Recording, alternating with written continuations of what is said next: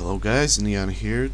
I've wanted to do this video for quite some time now, mainly because I'm deeply disappointed in IO Interactive, and the fact that I see the franchise I love sink so low makes me worry about the overall state of gaming, really. Hitman Absolution is the fifth game in the long-running series, popular on consoles and the PC. However, what I've seen so far of the game makes me think that Absolution is nothing more than a cash grabbing and an abomination when compared to the previous games. So, here are my top 5 reasons why I don't think Hitman Absolution will be a worthy sequel. Number 5. No Jesper Kyd and no David Bateson. This is one of the biggest bummers for me. Imagine if Peter Jackson decided to switch Howard Shore to a different composer. Jesper Kyd has proved many times that he's one of the best video game composers of all time. And now that he's gone, so is part of the atmosphere in Hitman. Each and every one had a fantastic soundtrack, but now it doesn't seem to be the case, considering that most of the trailers are accompanied by repetitive Inception-like sounds. That brings me to my next point. No David Bateson. The voice and the person Agent 47's appearance was based on is gone. Why? No one knows, and even Bateson can't comment on it for legal reasons. To quote, "To all the fans of the computer game series Hitman, I am extremely disappointed to announce that after 11 years as the voice of Agent 47, I have been unceremoniously dropped from the franchise. May I take this opportunity to warmly thank all those who have written to me in support. I really appreciate it, and I only hope for your sakes Hitman Absolution lives up to all our expectations." No Bateson means no 47, just like no Michael Ironside means no Sam Fisher. Number 4. Action has been improved, stealth has not. In an attempt to broaden the audience, it seems that IO Interactive has forgotten what Hitman games actually are. They are stealth games, social stealth games, where you directly interact with the crowd of civilians, but still have to carry out your mission.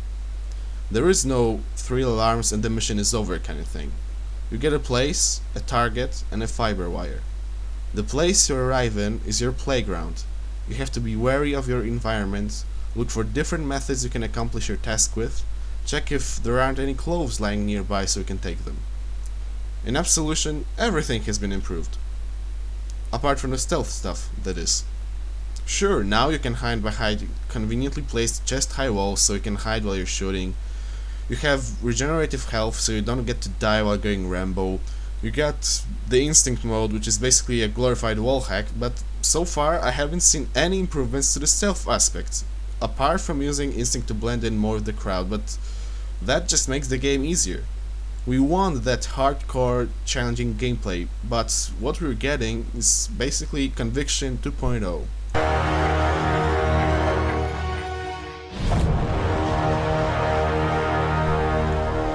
Number 3.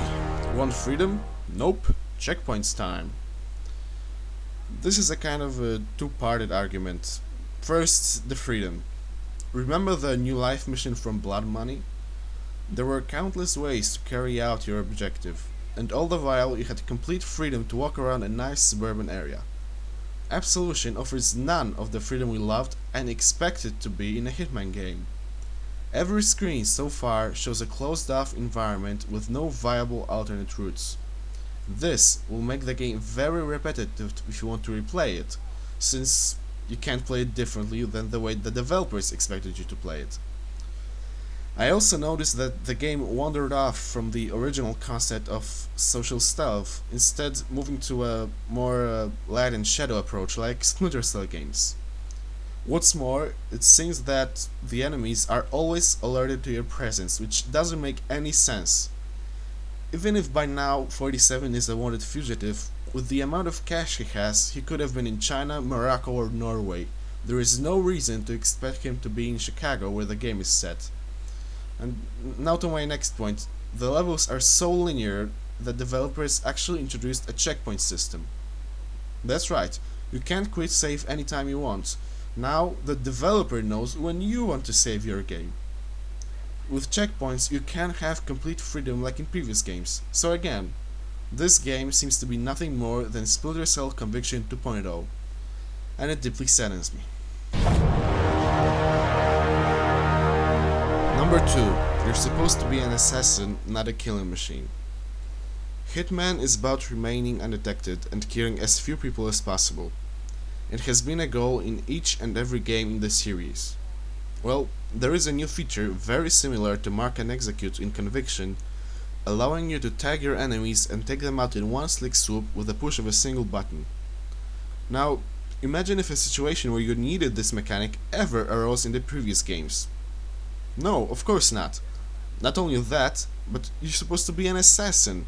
Your contract and your mission require you to take out one single target and get out. If you need to take someone out, use non-lethal methods. There were countless of those in the previous games, ranging from chloroform to tranquilizer darts. But in Absolution, you're free to kill whoever you want with no boundaries. Innocent cops? Check. Civilians? Check. Oh, need to take care of the cop standing in the corner? Split his head open with a statue.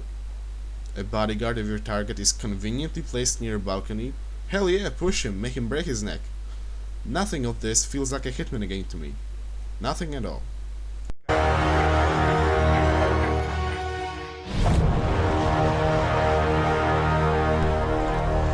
Number 1. This game is Conviction 2.0.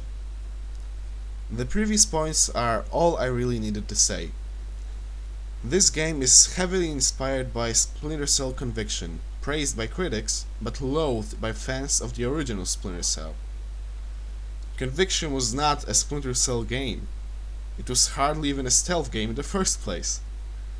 I played through the co-op campaign with my friend using unsilenced shotguns throughout all the missions. And we did great! Absolution seems to be shaping up the same way. A good game? Maybe. But a sequel worthy of the Hitman name? Definitely not. No changing gameplay, a wall hack marketed as a feature, focus on action instead of stealth. Well, it is sad, but if you take a moment and think about it, the similarities are huge. What will become of Hitman? I don't know. I just hope it won't become a disgrace to stealth games, just like Splinter Cell has become.